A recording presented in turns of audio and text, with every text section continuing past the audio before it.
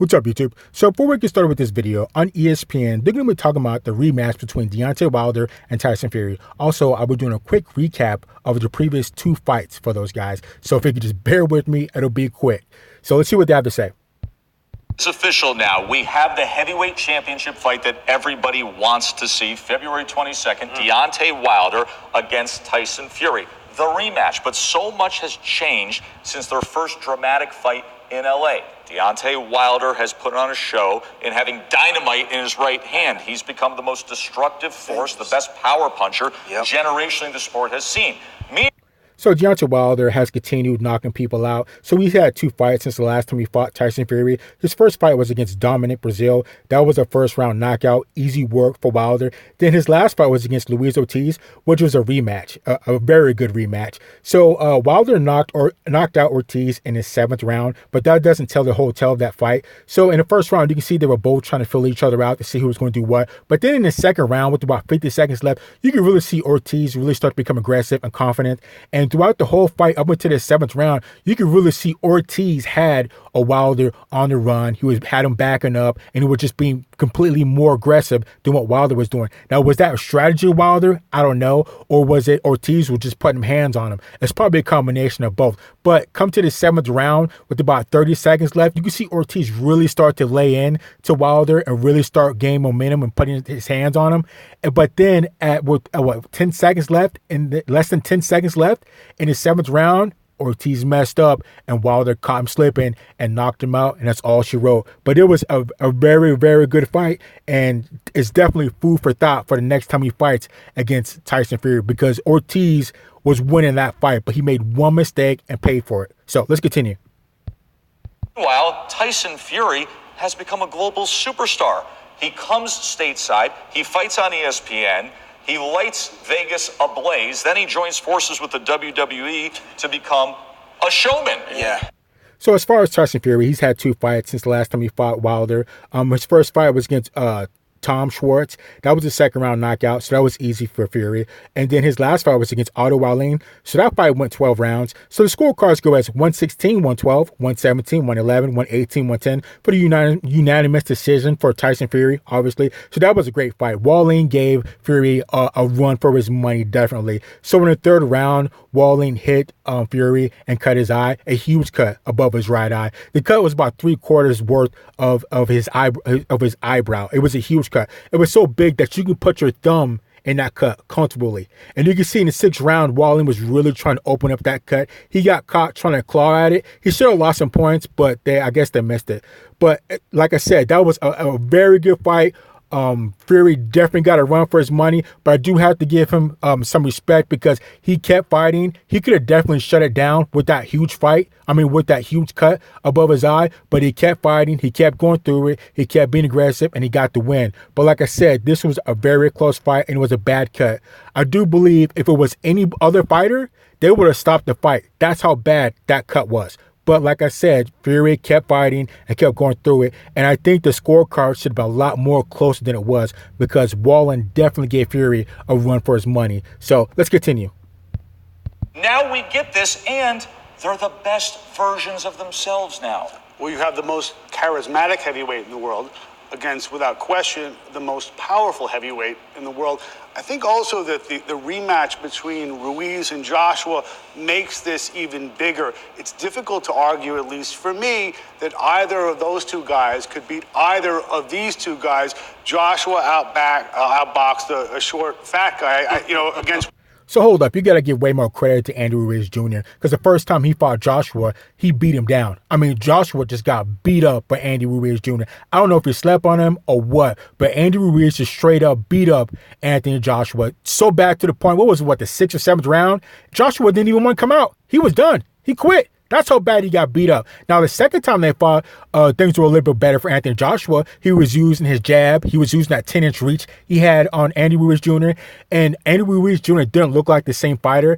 And plus, I heard that, or he said that he decided to train himself. So it doesn't make sense that he would do that, because this whole time, his whole life, he's had trainers and people helping him training and all that. He's only had one fight or one loss before he fought Anthony Joshua. And then the second time he fights Joshua, he decides to train himself. That just doesn't make sense at all. And I think what it was is he made the most classic mistake of when somebody comes up big in boxing and becomes a champion kind of from out of nowhere. He got complacent. He put on 15 pounds. He got paid, and it's probably doesn't really care anymore. But I do have to give credit to Andy Ruiz Jr. because he beat down Anthony Joshua the first time they fought. So I got to give him credit. So let's continue. Wilder, he'd get blitzkrieg. Against Fury, he'd get outboxed. I tweeted after the first fight between Fury and Wilder that neither guy would want to go through that again or risk all of that again to face each other. I was wrong. The fight is happening. Deontay Wilder is as popular and as confident and as dangerous as he's ever been. Tyson Fury is as popular and as confident as he's ever been.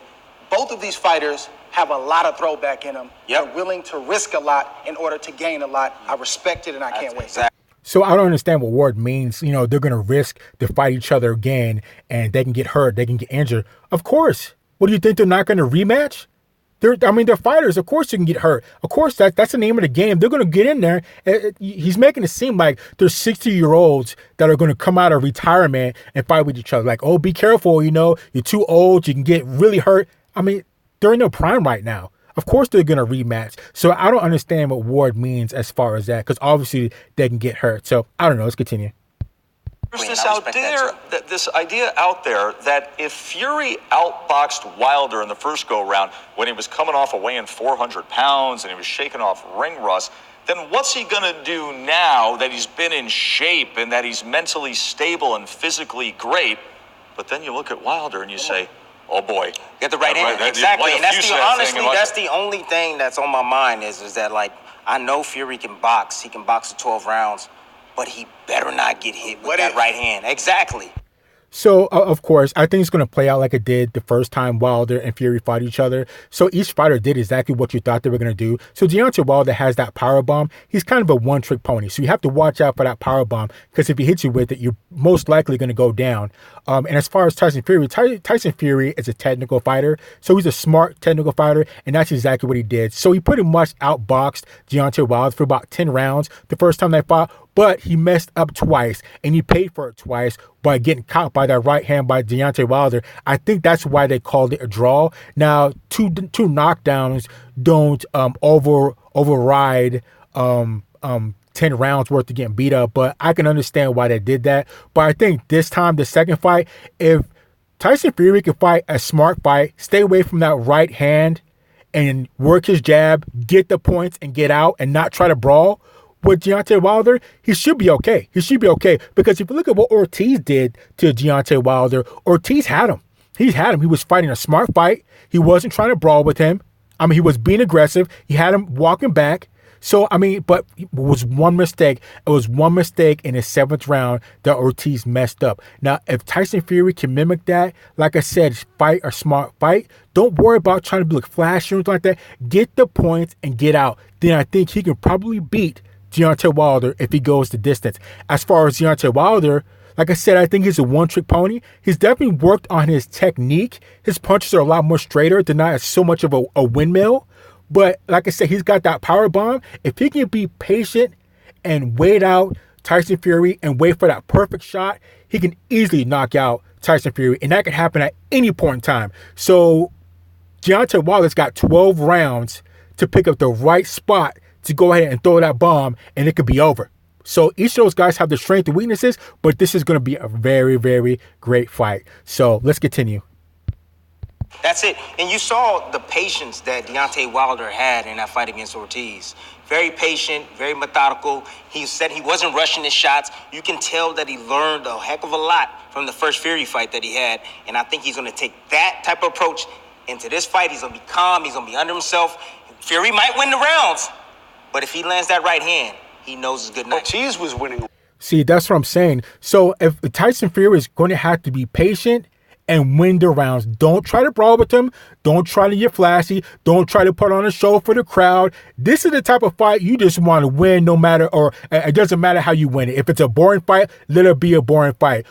Beat him, get in there, outbox him, get the points, and get out of there. Do not try to brawl with Deontay Wilder because he has too much power for that. You can outsmart him and outbox him with the points. Again, with Deontay Wilder, he's got that one hit All it takes is one time, one little mistake, and he's gonna work on, I guess how to pace himself and at what point to really start, laying in on Tyson Fury. But it's gonna be a great fight. I think it's probably gonna play out the way it did the first fight, but Tyson Fury changed his trainer, so I don't know if that's gonna change his approach or if he's gonna come in with a different strategy. But let's continue.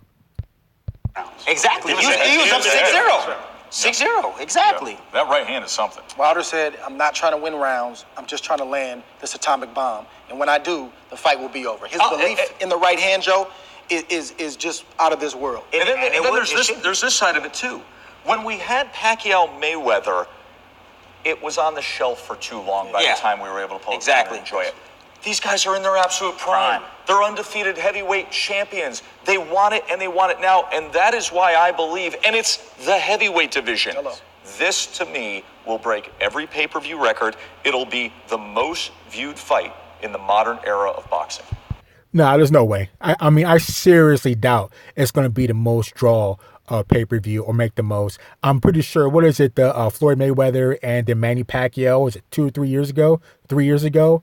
I think they got like 400 million off that or something like that. And it was like, 4 million sales? 4 million, like 200,000 sales, I think. So I don't think anything's going to trump that anytime soon, even between Tyson Fury and Deontay Wilder. And if I recall correctly, I think they had kind of trouble selling out, or they didn't do as good as they thought it would do the first time Deontay Wilder and Tyson Fury fought. I think like worldwide, it didn't do as good as they wanted. It did good, but not as good as what they expected. So I don't know if that fight's going to draw the same type of attention that Floyd Mayweather and Pacquiao did, but it's definitely going to be a great fight, and I can't wait to see it. So let's continue. Tess, I honestly, I just want to show up ringside because we don't have to promote this. This fight's going to promote itself. These guys are going to go back and forth. They're going to convert back and forth. They're going to hype this fight up. You don't have to twist their arms. No, I'm just saying. Well, like, both great. Dude, I just want to show up ringside. Yeah. When it comes. Yeah, so, I mean, if you don't have to promote a fight, then you wouldn't have been saying, oh, we don't have to promote a fight or anything like that. So, again, that's why I think the first time they fought, they didn't do as good worldwide as they wanted. But, you know what I'm saying? If you have to say, well, we don't even need to promote this. We don't need to do anything. Everything tastes good. Well, if it's like that, then if it was that good, you probably wouldn't have to say that at all. So there's something kind of fishy going on there with me. But I don't know. Let's continue. Talking in a promotion, I mean, these two guys. And I don't think they have bad blood, like they hate each other. No. But they have enough dislike to make it interesting during the promotion. They need each other. They need That's each true. other. They've each escorted the other guy to a place bigger than they could have been without each other. Give them credit. WBC champion Deontay Wilder against the undefeated lineal heavyweight champion of the world, Tyson Fury, February 22nd.